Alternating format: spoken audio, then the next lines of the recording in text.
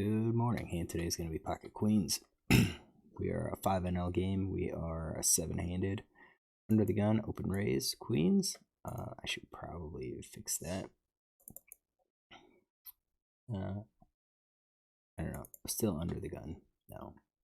Under the gun raise. We get two callers. We get the blind and we get the button. Button's playing 31-16. We got two bets from the blinds of fours, played turn draw aggressively. We've got, he's played like 50% of hands from the button, and on the button he's called a 2-bet 57% of the time. Got 132 hands on him. I think this guy's pretty wide, and I've got this. This is 50%. It's at the queen 7 suited. Really wide range here. Button, however, is playing 13-9. We've got 32 hands. We don't really have a whole lot. We can't really go off of some of the positional stats because we just don't have a large enough range. We know that he's played 0 out of 3 from the big blind.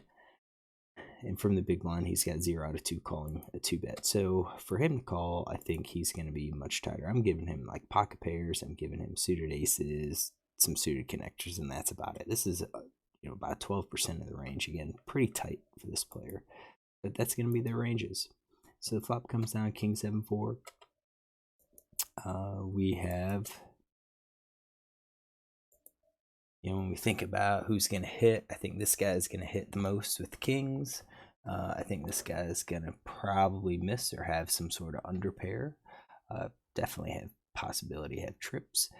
If we do, just look at top pair plus with draws,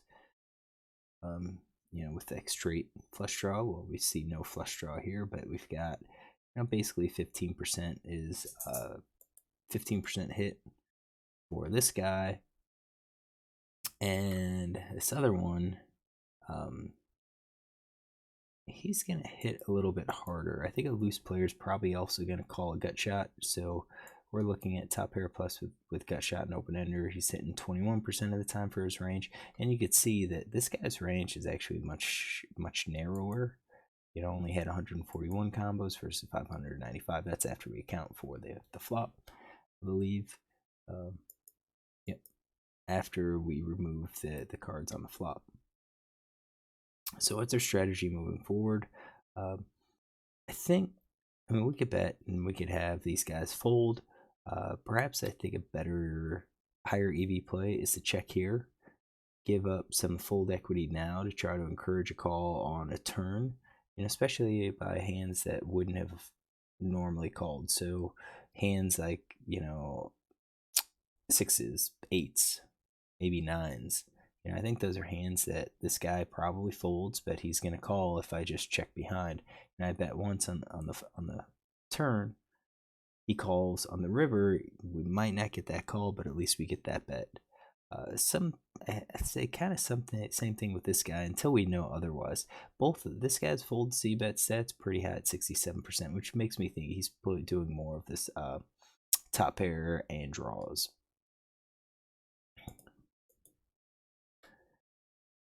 So I think on these boards, in the three-way pot, we're probably restricting our bets to sets and probably over pairs. And then we need, hands that kind of help with our draws. So I think we're doing something like this, like maybe ace-5, especially if we've got like backdoor. Let's do that. Made hand, let's go here. These are all like the 2-card backdoor flush draws. Maybe like ace-9, ace-10, ace-jack, probably ace-queen, and these I think could be suitable. I'll take that back. Those would be better. Where we've got broadways. And we've got some blocking potential. So I think that's going to be my c-bet stat, or my c-bet range. And then we have the rest just basically check calling. So he checks, I check, and they all check. So let's go ahead and get the rest of these. We've got top pair, pocket pair below the top card. We've got pocket pair below the second card. We're going to have no made hand. And then we will X these. There we go. So it's going to be about 80% of the time we just go ahead and check.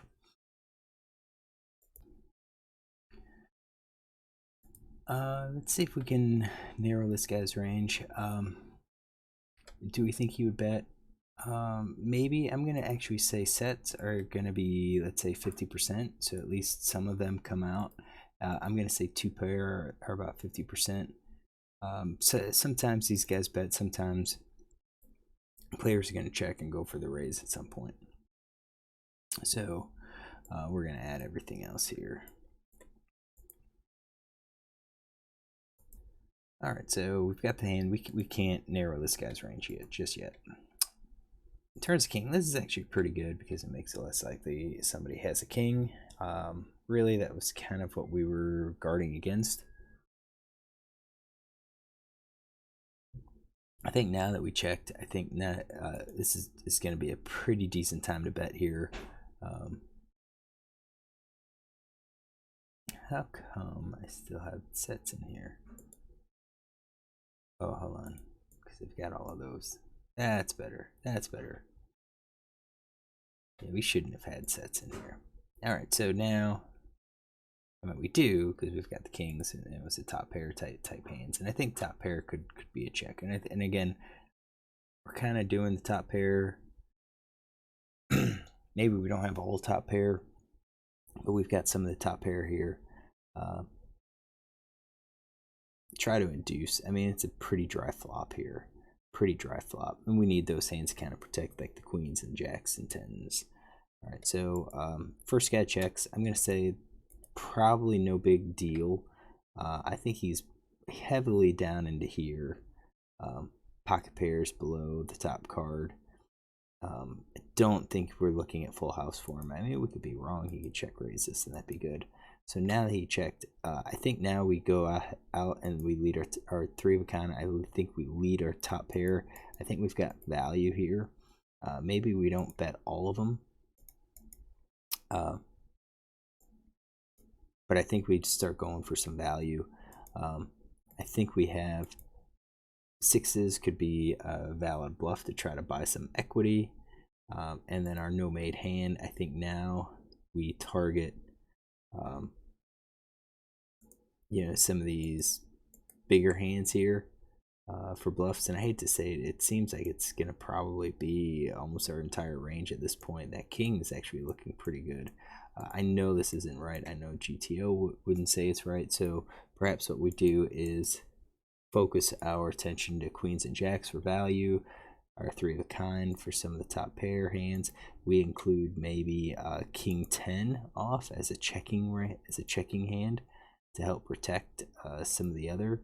Maybe king jack as a checking hand here. We do know that if we bet, we're probably going to get a lot of folds on this board. So I think that's where we're at. I checked and I'm not sure. I think I probably lost some value here potentially.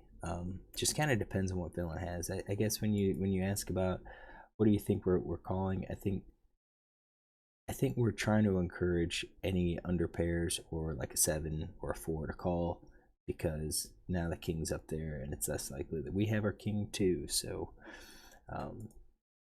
I think for us, I think we may have lost some value because we checked. So let's go through and add our hands. I do think we're going to have some checks in our range, but I think we should have just been aggressive.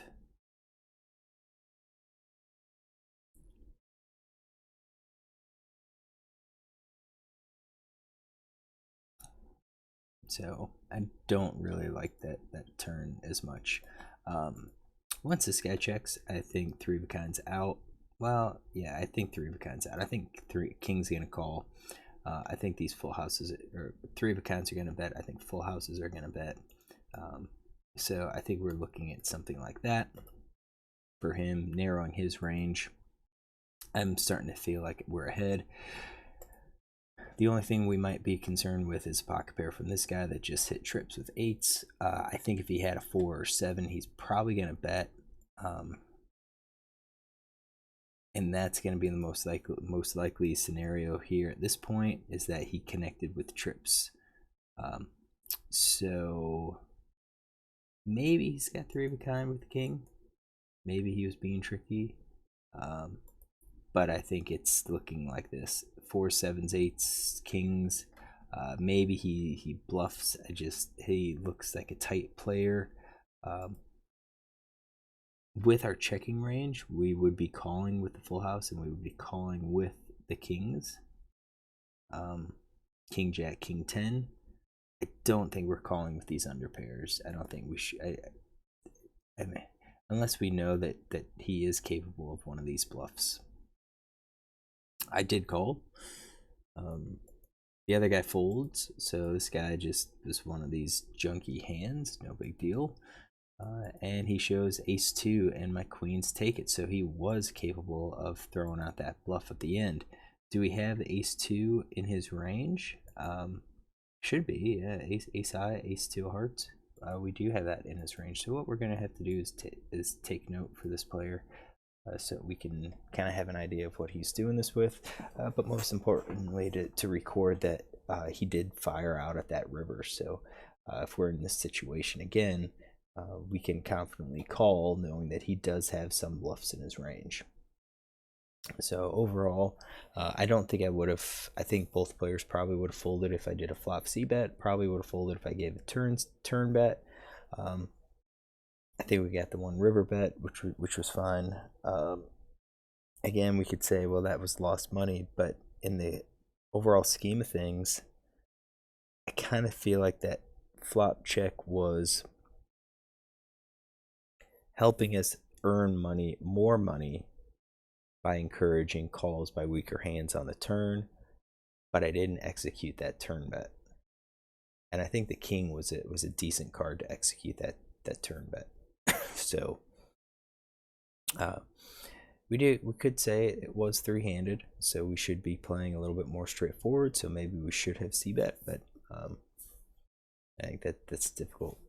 I'm gonna have a hard time concluding that. All right, so hopefully you enjoy this hand. If you do, look tomorrow for another one.